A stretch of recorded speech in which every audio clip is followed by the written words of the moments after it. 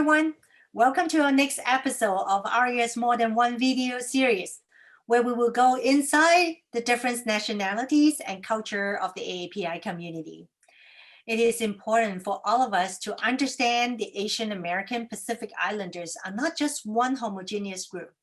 In fact, there are so many nationalities, dialects, and languages spoken by our 17,000 ARIA members. I'm thrilled to welcome our very popular past president of ARIA. We affectionately call her the Queen. She is from Chicago. It is a thrill to welcome my friend, Miss Vicky Silvano.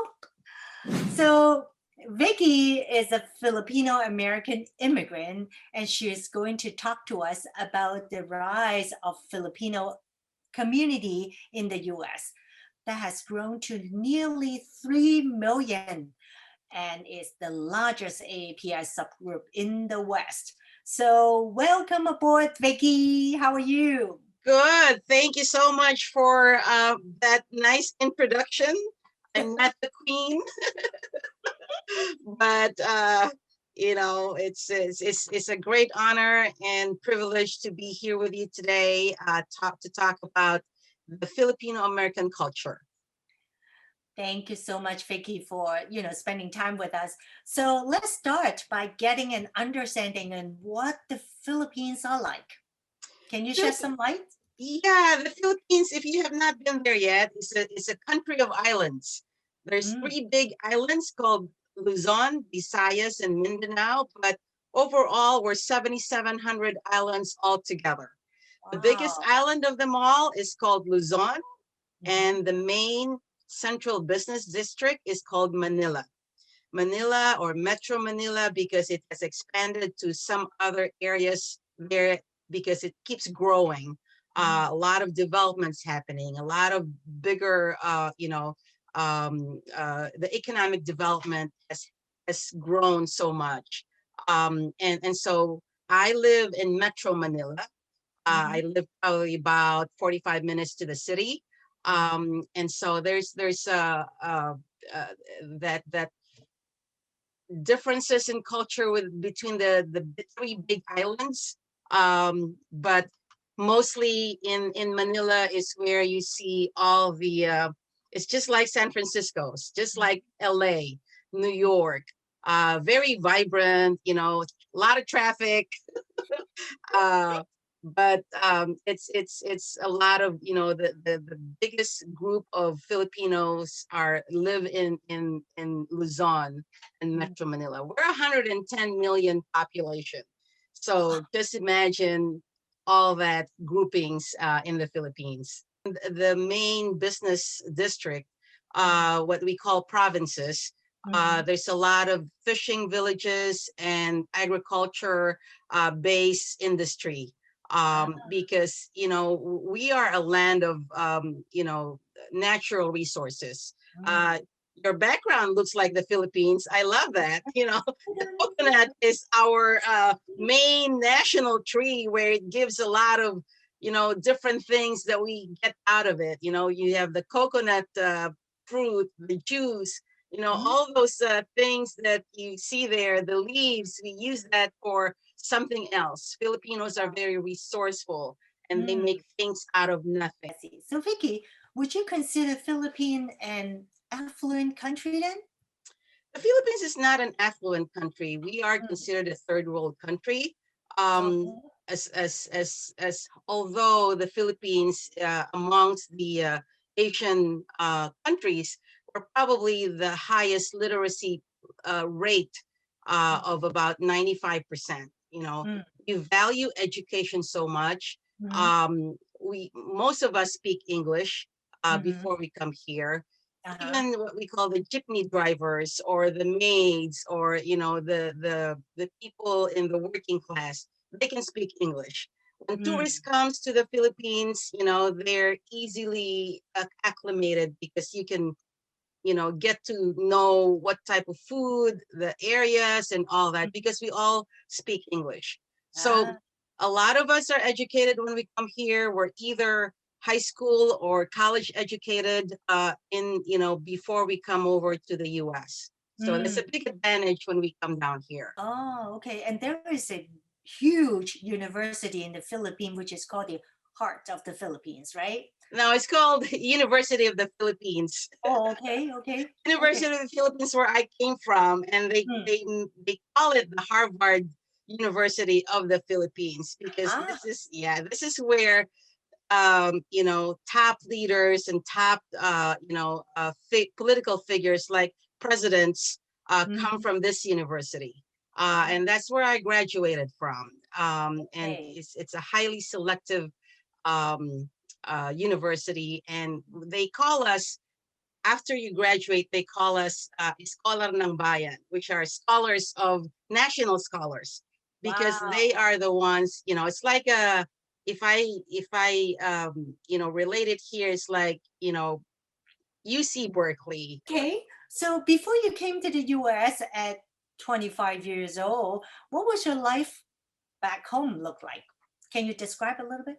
Yeah, my life back home growing up, there's six of us in the family, six kids.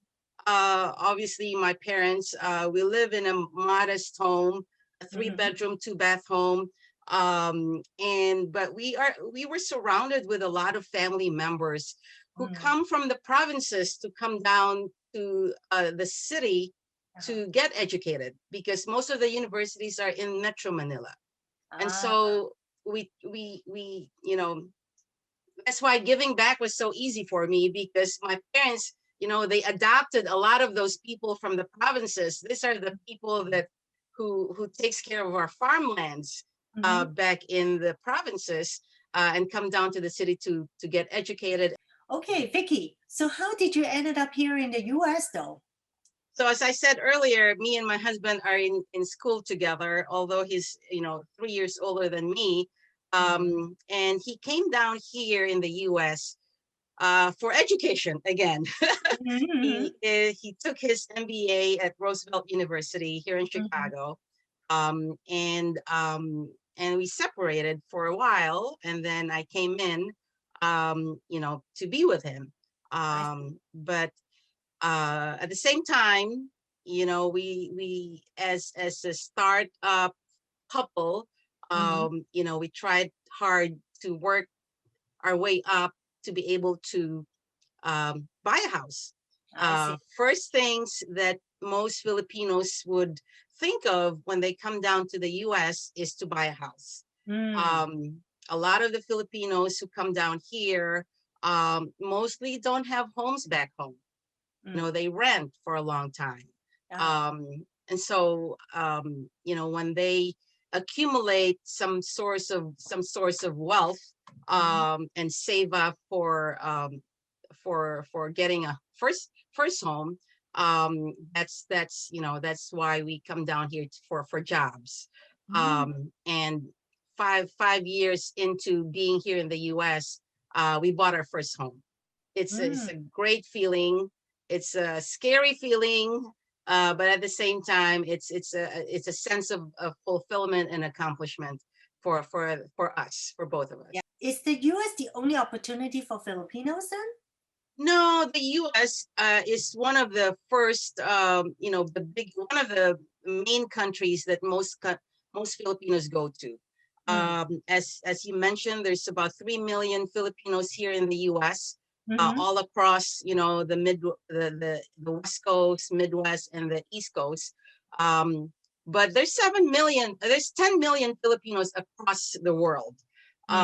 There's a lot in the Asian countries like Hong Kong, Singapore, Malaysia. In the Middle East, they're in Dubai, they're in Qatar, they're in Bahrain. In North America, they're in the US and Canada. In Europe, there's some of them are in London, in the UK, in London and in Italy. And so we're all spread across the world. Where are some of the more popular places for the Filipino community here in the US? Most of them are in the West Coast. California, in San Francisco, where you are, there's a Daly City, which is Yeah. like called Little Manila, right? Yes, I have to agree with you. Yeah. So in San Francisco, there's a lot of them. There's San Diego, where the military families are, Mhm. LA, because it's the closest state, when they cross the Pacific. So that's where they are. In the Midwest or in Illinois, there's probably about 600,000 of us here. I mean, Asian American. Mm, Filipinos is probably about 120,000. Um, okay. in New York, same thing. There's a lot of The ARIA State of Asia America report shows that Filipino Americans are doing quite well in terms of home ownership, right? The median household income is like more than 92,000, if I'm not mistaken. And their household home value is almost like 400. Does this surprise you at all? no, because most Filipinos, as I said, if you're a nurse, Mm-hmm. your average income is probably at least 100,000 Mm-hmm. or thereabouts, right? Yeah, that's Um, so if you have that type of income, you want to buy a better looking home. true. You can afford to buy a better home. Mm-hmm. So it's not surprising that most Filipinos would like to live more comfortably than where they're used to in the Philippines. Mm-hmm. So it's not uncommon to see Filipinos buy those big McMansions so far away from the city, those new developments that they like to have brand new, it smells brand new. Mm-hmm. And they like to have, buy things. Mm-hmm. Again, because of we don't have that luxury when we were back home. Uh-huh. The tendency is to buy more sometimes than you can afford. Uh, I see. if they have a Mercedes, I want a Mercedes too, right? If they have Mhm. a Chanel like you, I want a Chanel like you. Okay, Sometimes okay, that share. exactly. So it's sometimes sometimes they overbuy. Mhm. But in terms of home ownership, I think they're very much again they can afford a little bit better just because they have better income, better Mhm. jobs. Um, Wow. yeah, Yeah. yeah. So I want you to tell me, is Filipino kind of like Chinese, right? We love to live around our families, friends. Is it the same? Is a multi-generational household common within the community? That is so common. Mm. I can speak for myself. I I know, I yeah, know. my, As long as you're willing to love and willing to give, I can see that happen as well, right? well, my parents lived with me for a long time, Mm-hmm. and they took care of my girls when they were born and up until maybe around, 10 years old. So I had really very good help. No, I don't need to go to a daycare center or anything like that. And now I help my girls too. They live with me for now. One of them is buying a home. Um, Oh. so while she's buying a home, she's still here. And so that's what we call sandwich generation, right? Mm, yeah. Yeah. So we do have a lot of those multi-generational homes it's very common, just like the Chinese. Yeah. So we do that a lot. I'm gonna give you a couple of round of lightning questions. Ah, Are you ready? I hope I'm ready. Number one, what is your favorite food back home? Oh, back home, I like Hmm. adobo, pork adobo though. Oh, Pork adobo, what did you say? pork adobo. Adobo Okay. is pork in like sautéed in soy sauce and vinegar.